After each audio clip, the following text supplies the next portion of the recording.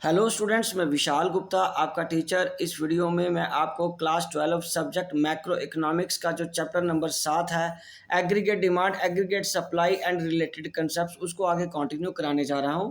इस वीडियो में हम पढ़ेंगे, डिस्कस करेंगे सेविंग फंक्शन के बारे में। स्टूडेंट्स, इससे पहले कि मैं ये सेविंग फंक्शन आपको स्टार्ट कराऊं, एक बार आपको याद दिला देना चाहता हूं कि यदि आपने मेरे चैनल को सब्सक्राइब नहीं किया हुआ तो आप मेरे चैनल को सब्सक्राइब ज़रूर कर लीजिए। तो सेविंग फंक्शन क्या होता है? Saving function is the functional relationship between S and Y. मतलब सेविंग और इनकम का जो फंक्शनल रिलेशनशिप है उसको हम क्या बोलते हैं? Saving function.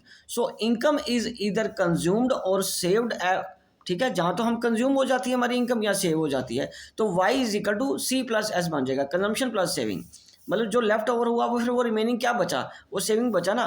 वंस सी स्पेसिफाइड, एक बार हमें पता चल जाए कि हमने कितना कंज्यूम करना है या किया है, तो S function can easily be derived from it. S function को ईजिली ड्राइव किया जा सकता है because C and S are the only two components of income and both C and S are determined by Y. So S function क्या है? Derived from C function, Y is equal to C। ठीक है जी, और ये minus का sign लगेगा, sorry ये Y minus सी कर दिया, माइनस ये मैंने कर दिया माइनस। इनकम में से जब कंजम्पशन माइनस हो जाएगी तो किसके बराबर आ जाएगा? वो सी एस के बराबर आ जाएगा। ये देखिए ना, मैंने आपको ऊपर बताया कि सी प्लस एस होता है, तो फिर एस कैसे कैलकुलेट होगा? वाई में से सी माइनस करके, y में से c माइनस कर दोगे तो आपका s आ जाएगा। तो इनकम आपकी जीरो है तब भी आपका कुछ कंजम्पशन होता है, उस केस में आपकी सेविंग क्या होती है? नेगेटिव होती है।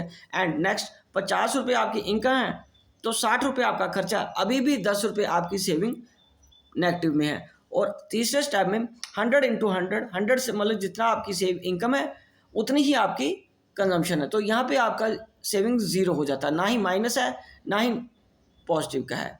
ठीक है ना, नेगेटिव है ना पॉजिटिव है। 150 में इनकम है तो 140 आपका कंजम्पशन है, तो वो क्या बन जाएगा? आपका 10 रुपये का पॉजिटिव सेविंग आ जाएगी। तो यहाँ इस स्टेप से आपकी सेविंग स्टार्ट हो रही है।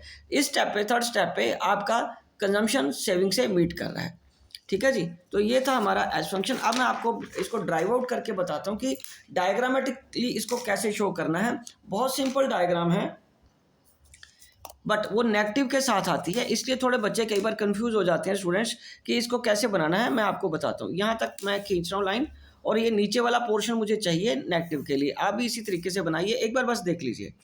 ठीक है जी, तो कुछ नहीं करना, आपने यहाँ पे 3 डॉट्स लगाने हैं। एक तो 0 का तो ये है, ये 50 का है, ये 100 का है और ये 150 का है। आपका 100 पे 0 था ना, इस लाइन में आपने y है, ये y है, ये y नेगेटिव का है, ये क्या है? x है। ओके, ये 50 है, ये 100 है और ये 150 है, और ये तो 0 है ही है, और ये क्या है? हमारा y। This is y। Okay, अब हमें क्या करना है कि हमें यहाँ पे 10 तक लेके आनी है पॉजिटिव सेविंग, और यहाँ पे -10 है, -10। तो -10 किससे स्ट्राइक आउट करेगा? और 150 पे हमारा क्या है? 10। ये मैंने 10 वाला यहाँ पे बना दिया 150, क्योंकि ऊपर के बाकी फिगर्स तो डमी हैं, उसकी फिगर्स मैं चाहे लिखूँ या ना लिखूँ कोई फ़र्क नहीं पड़ता। तो ठीक है जी, ये मेरा यहाँ पे मीट कर जाएगा लाइन। ठीक है जी, तो यहाँ पे जो 100 आया मेरा, ठीक है, यहाँ पे 100 आ गया, तो इसको मिटा के थोड़ा सा मैं इसको ठीक कर देता हूँ। ओके जी, ये मेरा जहाँ पे लाइन कट रहा है ये 100 आ गया। ठीक है जी, ये 100 आ गया, ये ऊपर 150 हो गया। तो इस तरीके से हम इसको प्रेजेंट करेंगे। और ऊपर तो आपको पता ही है ये क्या है, ये 20 है, 30 है, 40 है, ऊपर कुछ लिखो या ऐसे ही रहने दो, उससे कोई फ़र्क नहीं पड़ेगा। तो ये हमारा क्या आ गया? S function. तो इसको आप प्रैक्टिस कीजिए, बहुत ईजी डायग्राम है, ये ईजिली बन जाएगी। सो ये क्या है? Diagram for saving function.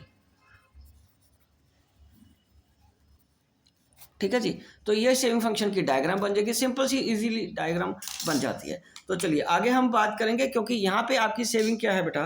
Positive है। यहाँ पे आपकी सेविंग पॉजिटिव है। पहले आपकी 0 थी कंजम्पशन, 50 पे आपकी कंजम्पशन कितनी है? 50 पे तो थोड़ी ही है कंजम्पशन आपकी, नेगेटिव ही है ना वो।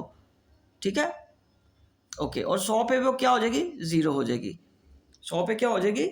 यहाँ पे वो -20 है ना बेटे, यहाँ सॉरी -20 है, और 50 पे ये -10 है। और यहाँ पे 0 हो जाएगी और ये पॉजिटिव 10 में चली जाएगी। ठीक है स्टूडेंट्स, ओके जी, ये आपको बस दिखाना है और तो कुछ भी नहीं है, क्योंकि यही हमारे पास डाटा अवेलेबल था ना, -20 10 0 10, ये आपकी सेविंग आएगी। ओके जी, चलें आगे, चलो। Slope of S line saving function.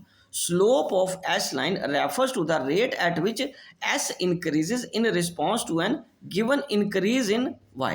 कि slope of S line function क्या हमें बताता है कि कितनी इनकम के इंक्रीज होने से कितनी हमारी सेविंग इंक्रीज हो रही है। It indicates the proportion of additional income that goes to saving. ये हमें बताता है कि कितना एडिशनल इनकम का पोर्शन हमारा सेविंग में गया है। It is measured as a ratio between additional saving and additional income, that is, इसको चेंज भी बोल सकते हैं, change in saving due to change in income. So APS and MPS क्या होता है? APS is the ratio between total saving and total income. APS is equal to S upon Y. APS क्या है? Saving upon income. ठीक है जी, so it is the ratio between total saving और total income की। और उसके बाद अब हम आगे डिस्कस करेंगे कि एमपीएस क्या होता है। और एमपीएस है, MPS is the ratio between additional saving and additional income. मतलब MPS and is equal to delta S upon delta Y. मतलब चेंज इन सेविंग या एडिशनल सेविंग और additional saving, additional saving upon change in और additional income. ठीक है, okay जी, ये अपना delta S upon delta Y है। अब हम आगे बात करेंगे, slope of a straight line as function is constant so that MPS is constant.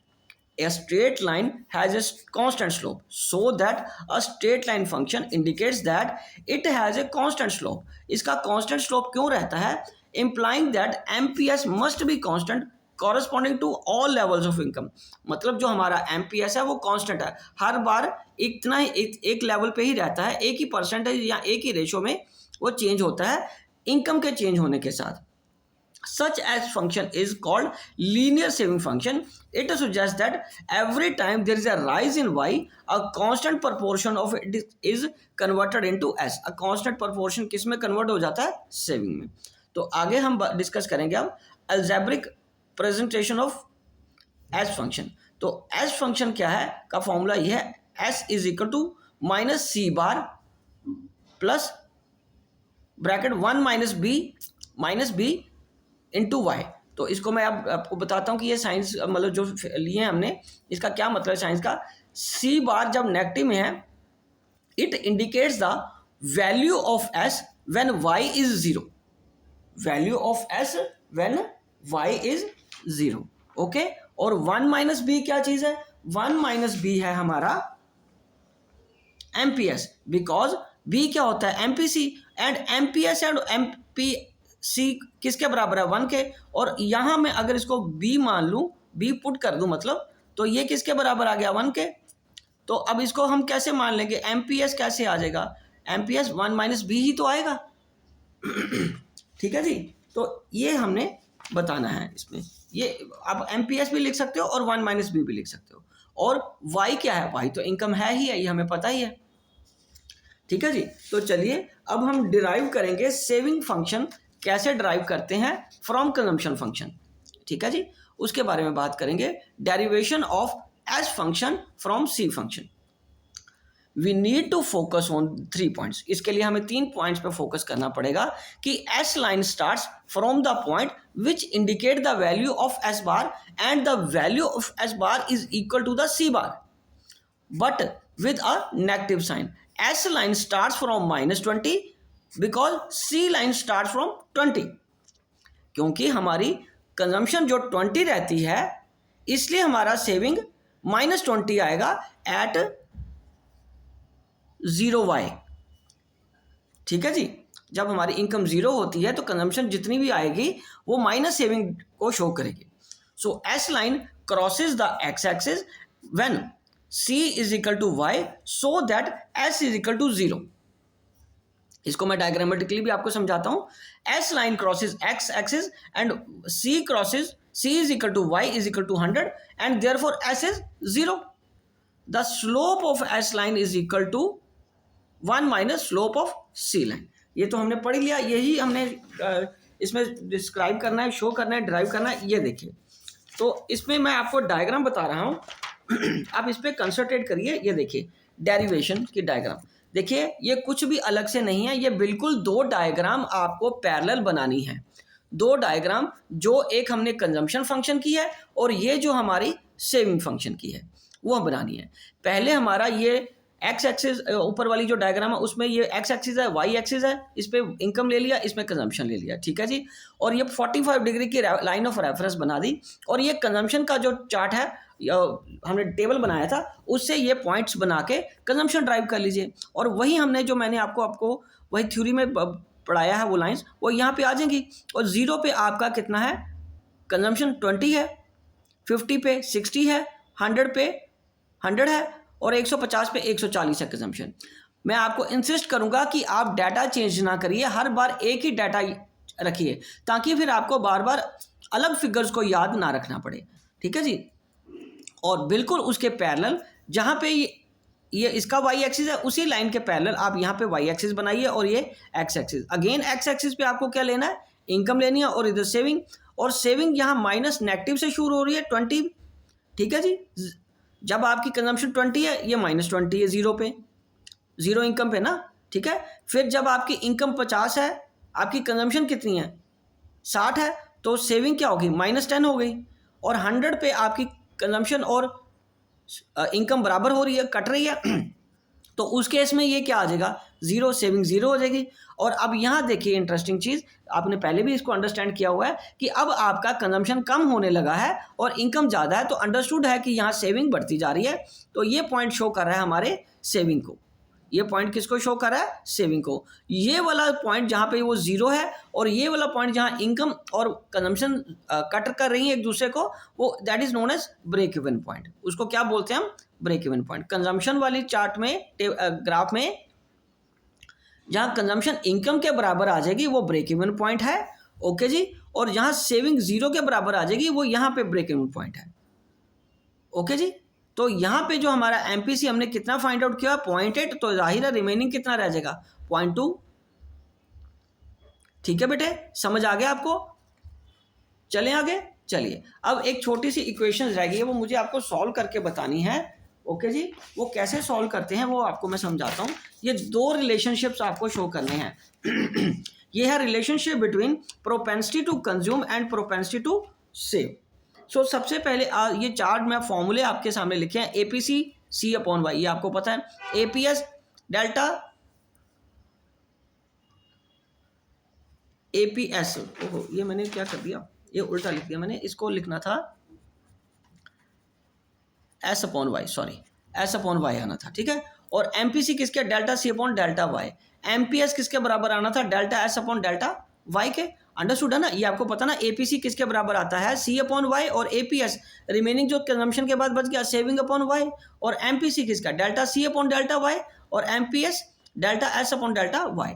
तो अब हमें ये प्रूव करके देना है कि एपीसी और एपीएस किसके बराबर है 1 के। वो मैं बताता हूँ, क्या देखिए ये क्या है, C upon Y plus S upon Y is equal to 1। यहाँ पे हमने क्या लेना है, Y C plus S equal to 1, because C plus S किसके बराबर होता है वाई के।